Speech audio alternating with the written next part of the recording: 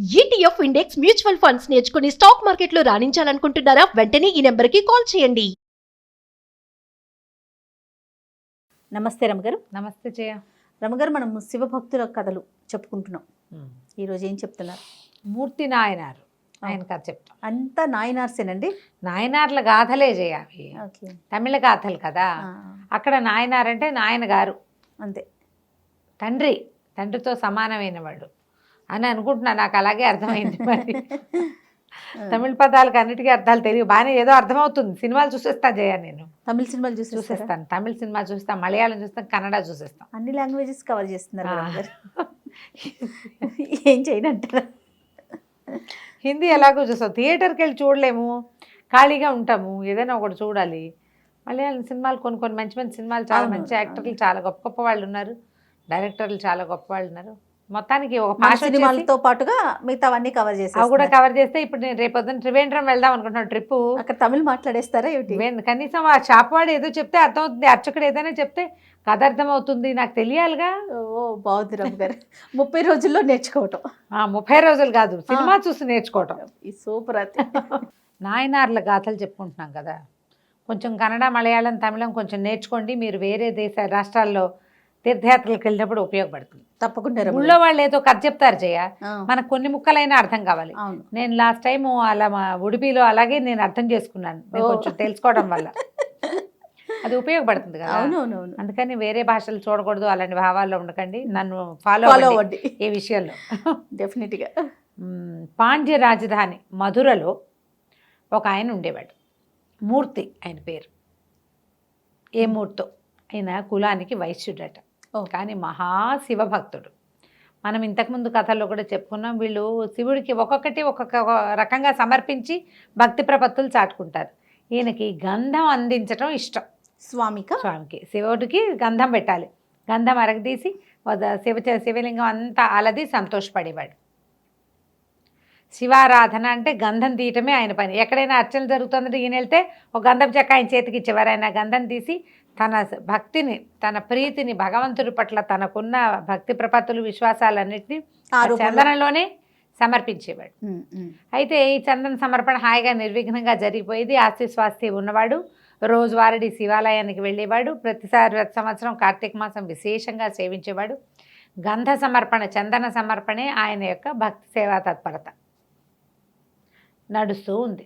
అయితే ఆ కాలంలో కర్ణాటక రాజ్యంలో ఉన్నటువంటి జైన మతస్థుడైన రాజు ఒక ఆయన పాండ్యరాజును ఓడించి మధురని ఆక్రమించుకున్నాడు.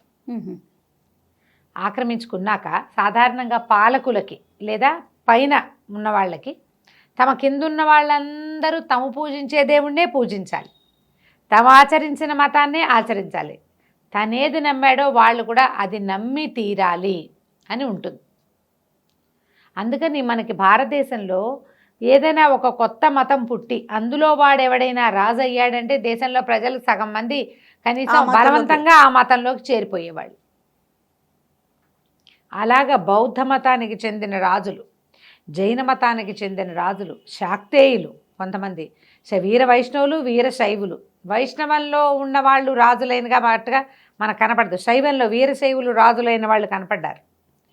ఆ కనపడిన వాళ్ళు ఏం చేశారు, ఎక్కడెక్కడ విష్ణు ఆలయాలంటే వాటిని ధ్వంసం చేసి విష్ణు విగ్రహాలనే పారేసి, విష్ణువు అసలు దేవుడే కాదని అలాంటి ఓవరాక్షన్లు కూడా అలా జరిగేవి. అవునవును. ఏంటంటే అధికారంలోకి వచ్చేసరికల్లా వాళ్ళకి అదొక రకమైన ఉద్రేకం వస్తుంది. వాళ్ళు ఏదైతే విశ్వసిస్తారో దాన్నే అందరూ కూడా నమ్మాలి అని చెప్పి పాటించాలని. రాజు భక్తుడైతే ప్రజలంతా భక్తులుగానే ఉండాలి, రాజు ఏ మతావలంబి అయితే ఆ మతంలోకి ఉండాలి. అది ఒక లోకసహజంగా ఉండేది. ఒక్కొక్కళ్ళు తీవ్రంగా పరిగణించేవాళ్ళు. ఈ జైన మతస్థుడిగా కర్ణాటక నుంచి ఇక్కడకు మధురకి వచ్చినటువంటి రాజు ప్రజల్ని జైనులుగా మార్చడానికి శాయశక్తులా ప్రయత్నించాడు. కొంతమంది రాజు భయంతో, దండన భయంతో, ఆ పన్నుల భయంతో బతకలేక, పైగా మన ఊరు వదిలిపెట్టి ఇంకెక్కడికి వెళ్తాం, దేశాన్ని వదిలిపెట్టి వెళ్ళటం అనేది అసలు అప్పుడు లేనే లేదు. ఉన్న ఊరు కన్నతల్లి, ఊళ్ళు కూడా మారేవాళ్ళు కాదు. ఏ ఊరు వాళ్ళు అక్కడే ఉండేవాళ్ళు, అక్కడే ఉండాలి, తరాల తరబడి అక్కడే ఉండేవాళ్ళు. ఎక్కడికైనా మారటం అంటే మహావృక్షాన్ని తీసుకెళ్ళి ఇంకో చోట పాతి పెట్టడం లాగా అంత బృహత్తర కార్యక్రమంగా ఉండేది. చాలామంది ఒప్పుకున్నారు. అయితే ఈ రాజ్యంలో పేరెన్నికగన్న భక్తుల్ని ఆయన చూస్ చేశాడు కొంతమందిని. వీళ్ళని మారిస్తే మిగిలిన వాళ్ళు మారుతారని.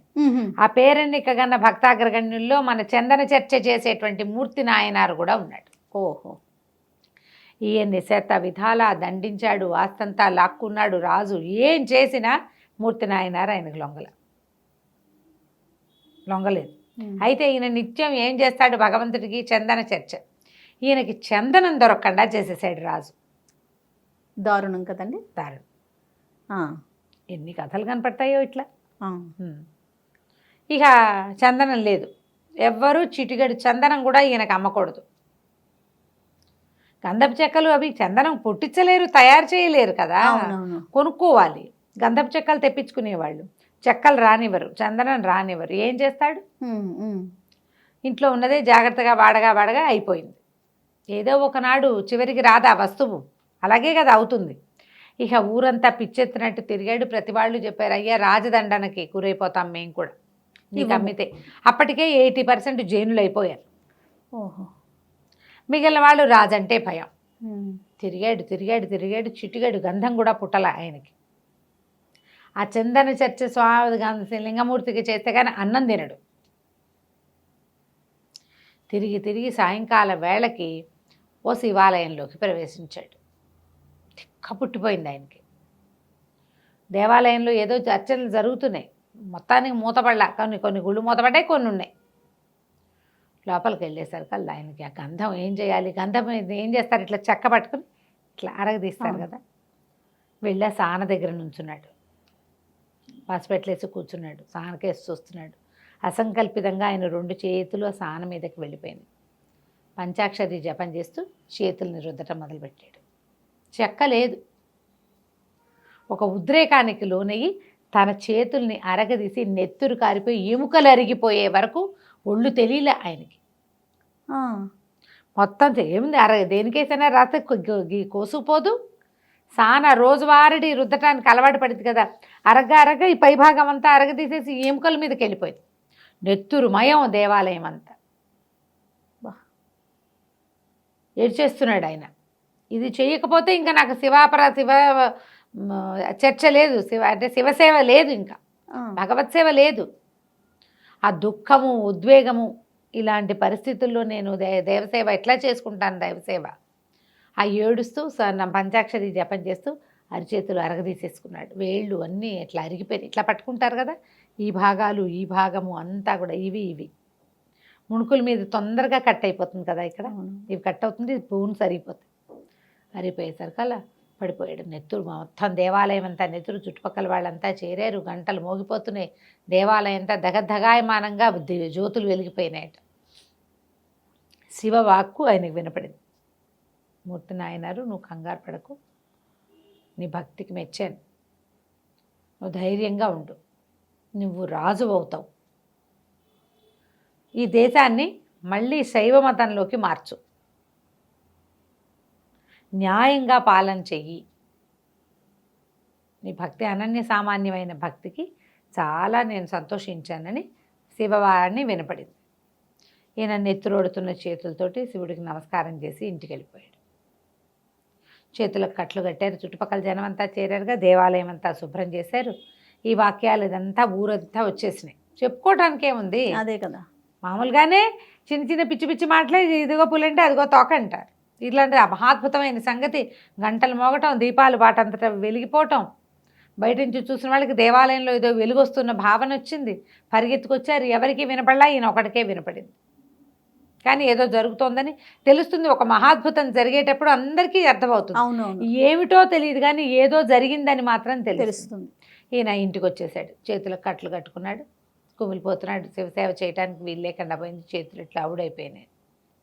మర్నాడు శివాలయానికి బయలుదేరాడు. శివాలయానికి వెళ్తే తెల్లవారుజామున కర్కోటకుడుగా ఉన్న జైన రాజు మరణించాడని వార్త వచ్చింది. 13 రోజులు రోజు శివాలయానికి వెళ్ళొచ్చాడు ఈయన. 14వ రోజు శివాలయానికి వెళ్తుంటే ఒక ఏనుగు ఎదురొచ్చింది. ఏనుగు ఎదురొచ్చి ఈయన మెడలో దండేసింది. రాజుగారు నిస్సంతుగా మరణించాడు, సంతానం లేదు. మరి ఇప్పుడు వాళ్ళ దేశం నుంచి ఎవరిని పిలిపిస్తారు? ఇప్పుడు రాజుగా ఒకడు కావాలి కదా. అయితే మంత్రులు ఏం తీర్మానించుకున్నారంటే రాజుగారి కార్యక్రమాలు అయిపోనిచ్చి 12 రోజులు అయిపోనిచ్చి భద్రగజానికి ఒక దండిద్దాం. ఈ గజం ఆయన కర్ణాటక నుంచి తెచ్చుకున్నాడు పాండ్యదేశానికి. ఆయన ఏనుగు ఎక్కి వచ్చాడు. ఆ భద్రగజం ఆయన పుట్టిన దగ్గర నుంచి ఆ రాజుతోటే ఉంది. అది ఎవరిని ఎన్నుకుంటే ఎవరికి దండేస్తే వారిని రాజును చేద్దాం, అదే భగవంతుడి ఆజ్ఞగా భావిద్దామని భావించారు. అద్భుతం. ఆయన జైన మతం తీసుకున్నాడు, ఆయనకి సంతానం లేదు. జైన మతం పుచ్చుకున్న వాడికి రాజకాక్ష ఏంటో మనకు తెలియదు. అంటే పుచ్చుకున్నాడు రాజుగా ఉండగానే ఇంకా అలా కంటిన్యూ అయ్యాడనమాట.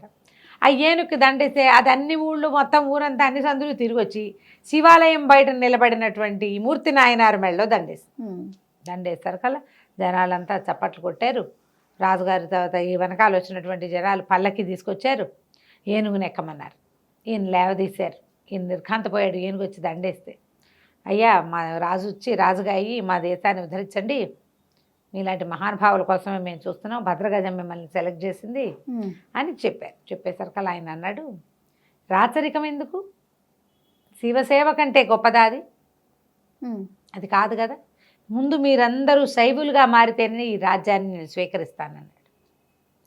అందరూ మళ్ళీ జైన మతాన్ని వదిలిపెట్టుకున్నారు, జైనాచారాలు మానేశారు. అప్పుడు ఈయన రాజుగా మారాడు. రాజు అయిన తర్వాత కూడా నిత్యము శివారాధన చేసేవాడు. స్వహస్తాలతో తీసిన గంధాన్నే అక్కడున్న దేవాలయంలో స్వామికి అలంకరించేవాడు. ఆయన ఏ తీర్థయాత్రకు వెళ్ళినా, ఏ దేవాలయంలోకి ఆయన దర్శనానికి వెళ్తాడో అక్కడ గంధం తీసి స్వామికి అలంకరించడమే ఆయన యొక్క సేవ. కొన్ని సంవత్సరాల పాటు పాండ్యదేశాన్ని, మధురా నగరాన్ని పరిపాలించాడు మూర్తి నాయనారు. చాలా కాలం పరిపాలించిన తర్వాత ఆయన లింగైక్యం చెందాడు. ఏముంది కదా కథ. అద్భుతం. నమస్తే రమగారు. నమస్తే జీ.